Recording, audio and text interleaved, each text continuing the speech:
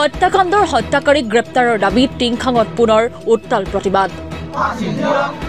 অমন কুমাৰ হত্যাকাৰী ফাঁসি দিয়ক, আমাৰ দাবি লিগেল ডিমান্ড, আমাৰ ডিমান্ড লিগেল ডিমান্ড, আমাৰ দাবি ন্যায্য দাবি।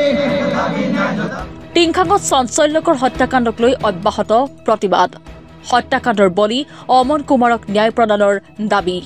অসম চাহ জনজাতি ছাত্ৰ সন্থা, ৰাজগড় শাখা আৰু আদিবাসী ছাত্ৰ সন্থাৰ টিংখাং আঞ্চলিক সমিতিৰ উদ্যোগত স্থানীয় দল সংগঠন আৰু টিংখাংবাসী ৰাইজৰ সহযোগত মঙলবাৰে টিংখাং চাহ বাগিচা ফেক্টৰীৰ সন্মুখত ৰূপায়ণ কৰা হয় ৩ ঘণ্টীয়া অৱস্থান ধৰ্মঘট। হত্যাকাণ্ড সংঘটিত হোৱাৰ 14 দিনৰ পিছতো দোষীক কৰায়ত্ব কৰিব নোৱাৰাত তীব্ৰ ক্ষোভ প্ৰতিবাদকাৰীসকলৰ।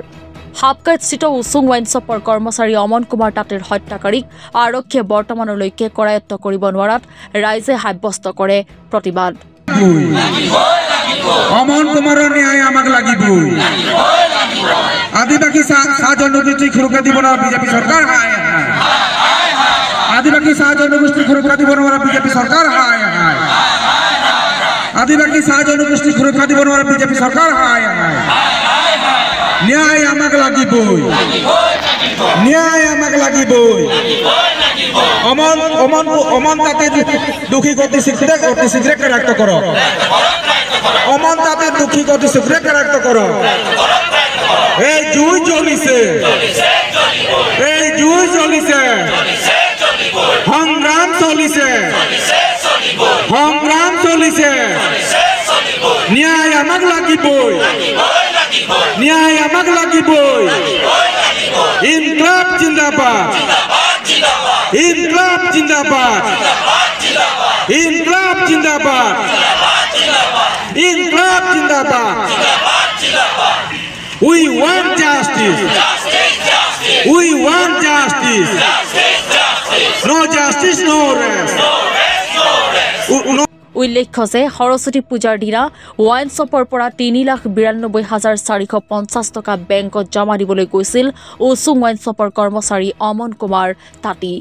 ইয়াৰ পিছতেই বিয়লি টিংখাং চাহ বাগিচাৰ মাজত পথৰ কাষৰ নলাত উদ্ধাৰ হৈছিল যুৱকজনৰ মৃতদেহ। দুৰ্বৃত্তই অমনক হত্যা কৰি সমগ্ৰ ধন কাঢ়ি লৈ যায়। মৃতদেহত আছিল আঘাতৰ চিন। মেমৰেণ্ডম যদি আপোনালোকে আমাক জনালে চ' এইটো এটা অফিচিয়েলো হৈ গ'ল। চ' আমি আপোনালোকৰ যিটো আপোনাৰ ৰিপ্লাই উইথ গতানুগতিক টাইমত আপোনালোকক দি যাম। কিন্তু এট প্ৰেজেণ্ট যদি মই মোৰ ফালৰ পৰা ক'ব পাৰোঁ, আমি এতিয়ালৈকে কথা পাতি আছোঁ, ইনভেষ্টিগেশ্যন চলি আছে ধুনীয়াকৈ। আৰু আপোনালোকে এইটো নাথাকিব যে অকণমান সময় দেৰি হ'লে হয়তো জাষ্টিছ নাপাব, তেনেকুৱা নহয়। কিন্তু সদায় জাষ্টিছৰ ক্ষেত্ৰত এনেকুৱা এটা কথা আছে, যোনটি জাষ্টিছ কৰিবলৈ গ'লে জাষ্টিছ হাৰিত মানে জাষ্টিছ বাৰীত বুলি কয়। আপোনালোকে সেইটো শুনি নাপায়, এটা ইংলিছত ফ্ৰেজ আছে, যিটো আমাৰ ফিলচফাৰসকলে কৈ গৈছে। চ' এনেকুৱা হ'ব নালাগে ধৰি লওক কিবা কিবি কাৰণত জাষ্টিছটো হাৰিত কৰিবলৈ গ'ল। মানে আপোনালোকক কিছুমান এনেকুৱাও ক'ব পাৰে, আমি ঘটনা শুনিও আছোঁ। আমাৰ মানুহক সান্তনা দিবলৈ গৈ যদি কিবা কাম পটককৈ আমি আমাৰ ফালৰ পৰা হৈ যায়, কিন্তু এখন ইন'চেণ্ট মানুহক যদি আমি কেনেকৈ কৰায়ত্ব কৰিবলগীয়া হয়, আপোনালোকে চেষ্টিছফেকশ্যন দিব লাগে। তেতিয়া এইখিনিও বহুত এটা ভাল ধাৰণা নহয়, কিন্তু আপোনালোকে কথাটো মন কৰিছে নহয় জানো। চ' সেইকাৰণে যেতিয়া পুলিচসকলে হওক আমি এডমিনিষ্ট্ৰেশ্যনক হওক অকণমান ভাবি চিন্তি গোটেইখিনি কাম এনালিচিছ কৰি কৰিছে। চ' আপোনালোকে সেইটো বিশ্বাস ৰাখিব লাগিব চবৰে লগত। আৰু এনেকুৱা নাভাবিব যে গোটেই মানুহখিনি কিবা গোষ্ঠীত ইণ্টাৰেষ্ট আছে বা আমাক হয়তো বেলেগ ধৰণৰ কেনেকৈ মানুহ বুলি ভবাৰ কাৰণে আমাক এনেকৈ নকৰিছে বা আমাক ইণ্টাৰেষ্টটো আমাৰ লগত মানুহ ছাপৰ্ট নাই কাৰণে এনেকুৱা কৰিছে, সেইটো কথা কেতিয়াও নহয়। সদায় public interest is always public, সদায় ফাৰ্ষ্টত থাকিবই। লাগিলে every one has the equal right and equal opportunity. আৰু এনেকুৱা নাভাবিব যে গভৰ্ণমেণ্টে আপোনালোক 5 নম্বৰী আমি যিহেতু দাবী সম্মিলিত অসম চাহ জনজাতি ছাত্ৰ সন্থাৰ লগতে আদিবাসী ছাত্ৰ সন্থাও আমি যিহেতু মাননীয় ডিব্ৰুগড় জিলা আয়ুক্ত মহোদয় আৰু আমাৰ টিংখং আৰক্ষী টিংখং ৰাজচক্ৰ বিষয়া মহোদয়ৰ জৰিয়তে আমি মাননীয় জিলা আয়ুক্তলৈ দিব বিচাৰিছোঁ। আৰু বাকী যোনখিনি আমাৰ দাবী যিহেতু ঘোষণা কৰিলে সেইখিনি দাবী যিহেতু আমি উল্লেখ কৰিছোঁ আৰু আমি আশা কৰিছোঁ আমাৰ যি দাবী এই দাবীসমূহৰ প্ৰতি যদি দাবীসমূহৰ প্ৰতি সন্মান ৰাখি যাতে আমাৰ অসম চাহ জনজাতি ছাত্ৰ সন্থা আৰু আদিবাসী ছাত্ৰ সন্থাৰ যিসমূহ আমাৰ দাবীসমূহ যাতে পূৰণ কৰে। আৰু যিহেতু ইতিমধ্যে আমাৰ উল্লেখ কৰিছে আমাৰ পংকজ তাছা ডাঙৰীয়াই, যিহেতু বৰ্তমানলৈকে যিখন ৱাইন শ্বপত যিজন ল'ৰা কাম কৰিছিলে বৰ্তমান ৱাইন শ্বপখন খোলা আছে বুলি আমি যিহেতু গম পাইছোঁ, অতি দুখৰ বিষয়, অতি লজ্জাৰ বিষয়। আৰু দ্বিতীয়তে কথা হ'ল কি, আমি সেই পৰিয়ালটোক 20 লাখ টকা ক্ষতিপূৰণৰ বাবে আফছা আৰু আশা তৰফৰ পৰা দাবী জনাইছোঁ। আৰু তৃতীয়তে অতি শীঘ্ৰে যিজন দোষীক শাস্তি চিনাক্ত কৰিবলৈ আমি দাবী জনাইছোঁ। এইখিনি আমাৰ দাবী আছে। আমাৰ আঞ্চলিক কমিটিৰ আমাৰ উপসভাপতি আৰু সঞ্জয় চৰণক অনুৰোধ জনাইছোঁ। নিৰ্মমভাৱে হত্যাৰ বলি হোৱা টিংখং চাহ বাগিচাৰ প্ৰয়াত অমন তাঁতীৰ তেখেতৰ ন্যায়ৰ বাবে আমি আজি অৱস্থান ধৰ্মঘট কাৰ্যসূচী কৰিছোঁ। আৰু এই অৱস্থান ধৰ্মঘট কাৰ্যসূচী এইবাবেই কৰিছোঁ কাৰণ বিগত সময়ত আপোনালোকে নিশ্চয় গম পায় যে প্ৰায় 14 দিন উকলি যোৱাৰ পিছতো বৰ্তমানলৈকে কিন্তু জিলা প্ৰশাসনে কোনো ধৰণৰ এই দোষীক অমন তাঁতীৰ যিজন দোষী সেই দোষীক কাৰায়ত্ব কৰিবলৈ ব্যৱস্থা গ্ৰহণ নকৰিলে বা কাৰায়ত্ব কৰিব নোৱাৰিলে।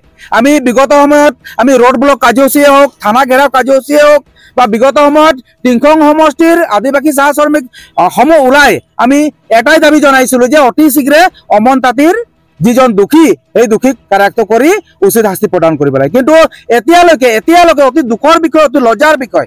আমি আজি চিঞৰিছোঁ যে অসম পুলিচ হাই আজি হিমন্ত বিশ্ব শৰ্মা হাই আমি এইভাৱে চিঞৰিছোঁ কাৰণ আমি আদিবাসী চাহ শ্ৰমিক বৰ্তমান সময়ত আমি সুৰক্ষিত নহয়, আমাৰ যুৱক যুৱতীসকল সুৰক্ষিত নহয়।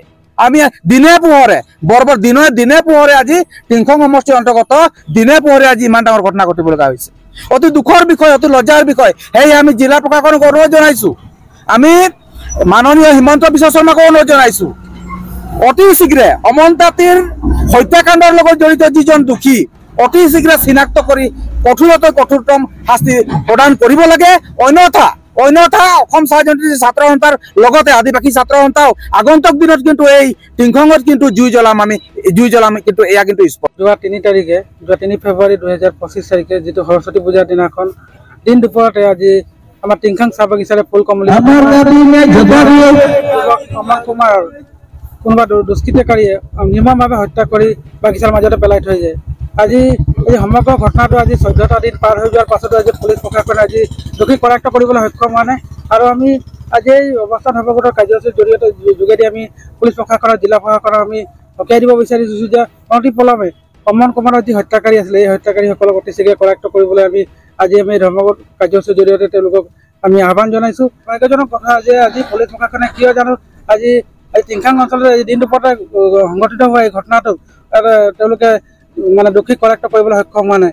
তাৰ আগতে কিবা নিশ্চয় কাহিনী। আৰু এই আমি মঞ্চৰ পৰা আজি সকীয়াই দিব বিচাৰিছোঁ যিহেতুকে বিজেপি চৰকাৰখনে আমাক কয় যে চাহ শ্ৰমিকক দুখীয়া শ্ৰেণীৰ কাৰণে তেওঁলোকৰ সভা সমিতিত তেওঁলোকে শ্লোগান দি থাকে যে আমি চাহ জনগোষ্ঠীৰ ৰাইজৰ হকে আছোঁ, ৰাইজৰ হকে আমি কাম কৰি আছোঁ।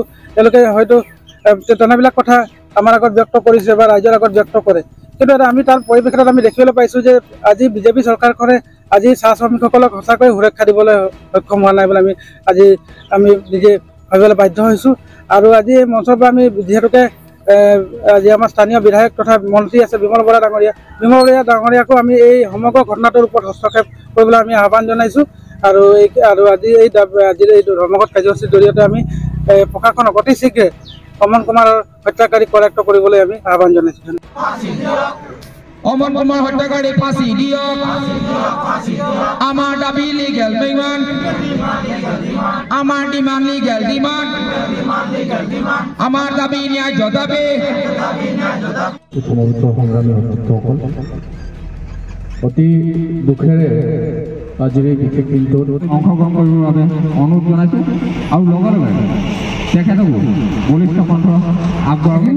আৰু এইটো মুহূৰ্তত আমাৰ মাজত আহি অন্যতম এগৰাকী বলিষ্ঠ কণ্ঠৰ অধিকাৰী আমাৰ মাজত উপস্থিত হৈছে। চৌধাৰ যথেষ্ট সন্দেহৰ অৱকাশ সৃষ্টি কৰিছে।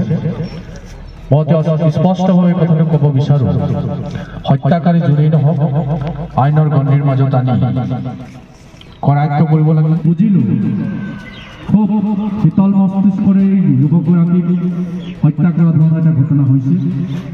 হত্যাকাৰী যিহেতু অমন কুমাৰ হত্যাকাৰীৰ সমগ্ৰ ঘটনা CBI আদালতে অতি ক্ষিপ্ৰতাৰে ইয়াৰ তদন্ত হওক। টিংখং সমষ্টিৰ প্ৰয়োজনীয় স্থানত অতি শীঘ্ৰে CCTVৰ ব্যৱস্থা কৰক। টিংখং সমষ্টিৰ প্ৰয়োজনীয় স্থানত অতি শীঘ্ৰে CCTVৰ ব্যৱস্থা কৰক।